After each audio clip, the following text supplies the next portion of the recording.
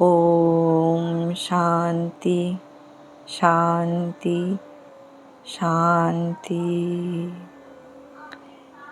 জয় ঠাকুর, জয় মা, জয় স্বামীজি।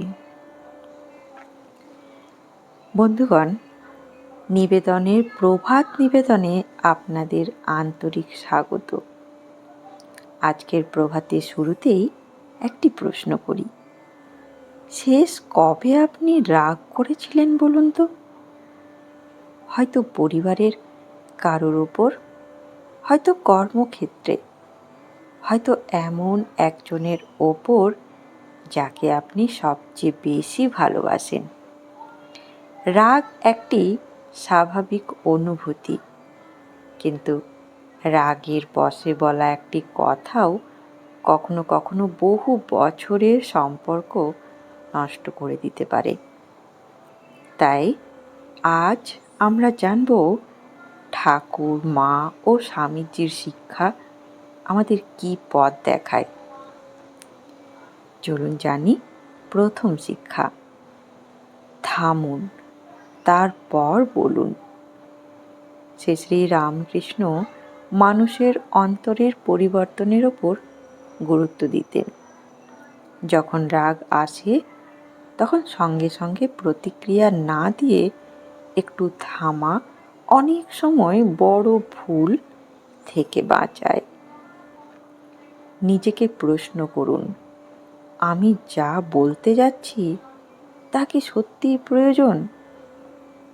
দ্বিতীয় শিক্ষা, সহিষ্ণুতা। শ্রী শ্রী মা সারদা দেবীর জীবনের অসাধারণ ধৈর্য ও সহিষ্ণুতা দেখা যায়।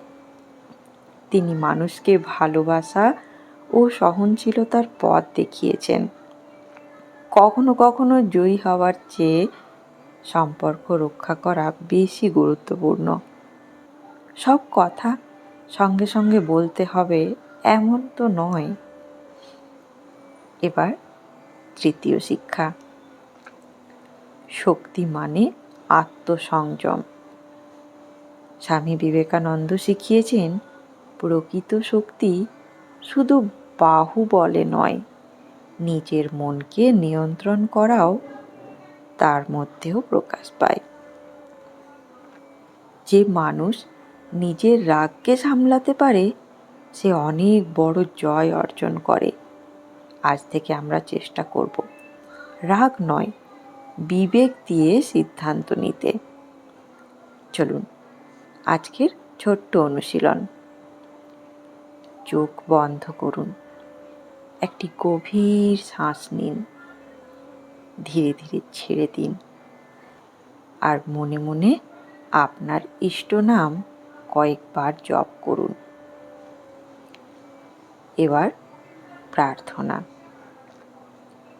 হে শ্রী শ্রী ঠাকুর, আমাকে শান্ত মন দাও। হে শ্রী শ্রী মা, আমাকে সহিষ্ণুতা ও ভালোবাসার শক্তি দাও। হে স্বামীজি, আমাকে আত্মসংযম ও সাহস দাও। আজকের সাধনা। আজ সারাদিন আমরা 3টি বিষয় মনে রাখব। রাগ উঠলে সঙ্গে সঙ্গে উত্তর দেব না, অন্তত 30 সেকেন্ড নীরব থাকব, তারপর শান্তভাবে কথা বলবো।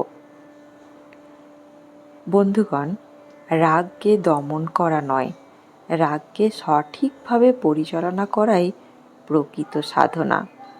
প্রতিদিন একটু একটু করে আমরা যদি নিজের মনকে গড়ে তুলি, তাহলে সংসারও শান্ত হবে, মনও শান্ত হবে। বন্ধুগণ, যদি আজকের প্রভাত নিবেদন আপনার ভালো লেগে থাকে তাহলে কমেন্টে লিখুন, জয় ঠাকুর, জয় মা।